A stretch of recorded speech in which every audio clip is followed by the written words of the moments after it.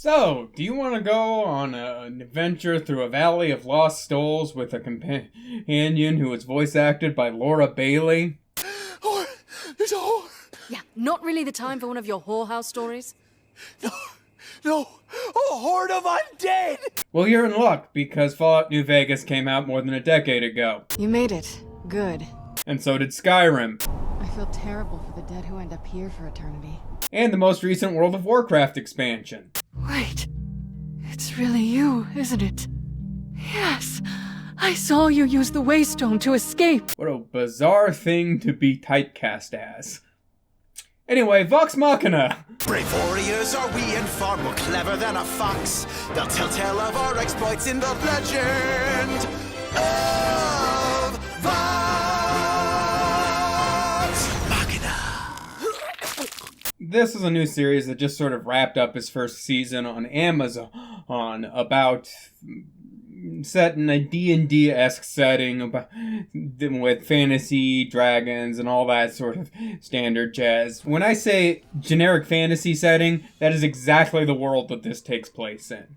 There's vampires, there's dragons, people fight, there are elves, all that jazz.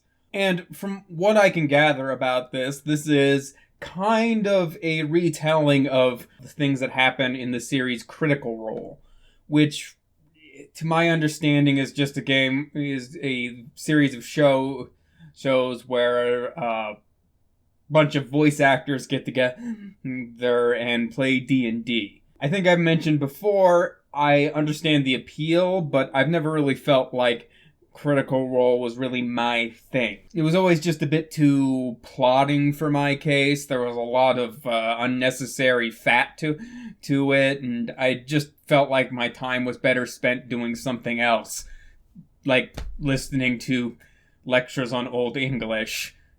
Okay, I gotta be honest, that one is just as useless. But having said that, whereas I can say that Critical Role is definitely not my thing, I found that this very shortened, abridged, animated version to be way closer to my thing. It leans very heavily into, like, a comedic angle, if you're wondering. It's kind of like I guess you'd say it's Ghostbusters-esque in that these are some silly people in this very serious world. Is this true?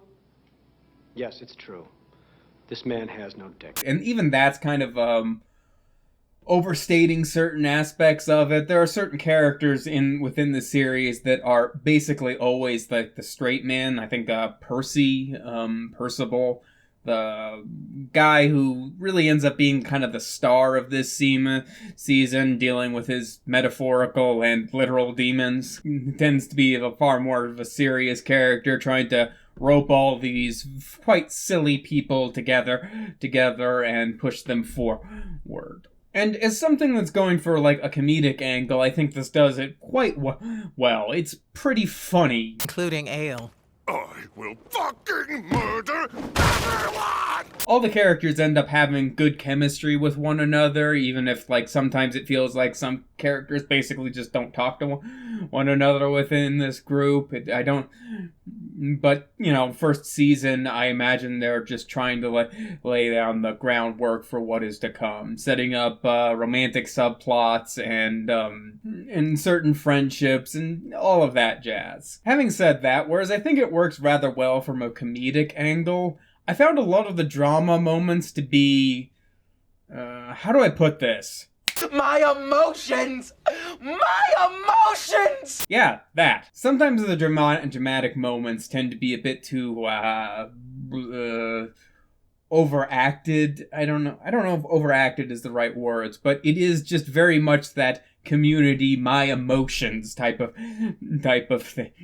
thing, where everything seems to be where we're playing with like this relatively silly group of people for a little bit, but then the emotional trauma and traumatic dark shit like gets ramped up to like 12 for like 30 seconds, and then it just goes back down to this, baseline thing. So there's like some emotional whiplash I tended to find. The very serious moments kind of ended up falling a little flat to me for that. That said, I did not have an issue with the climax. I felt like that had a decent build up, and that and this wasn't specifically an issue with the climax, but with the final episode. It was more just the stuff that happened from beginning to end tended to have that kind of emotional whiplash. Also, there did seem to be several times where people would pull new abilities or new items basically out of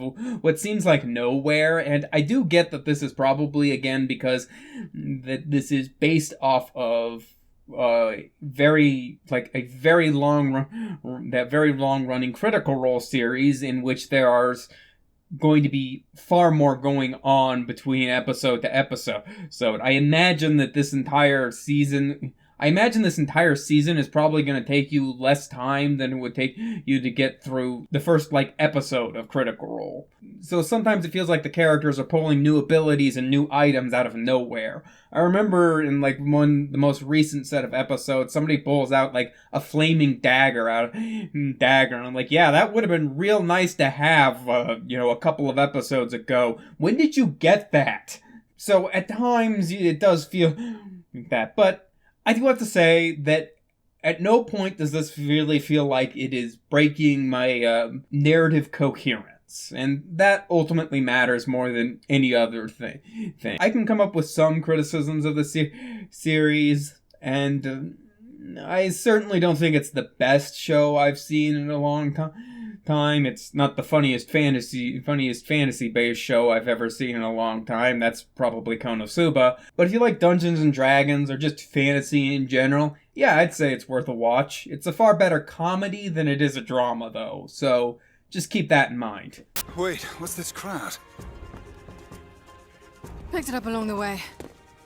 Why are you covered in piss? Picked it up along the way.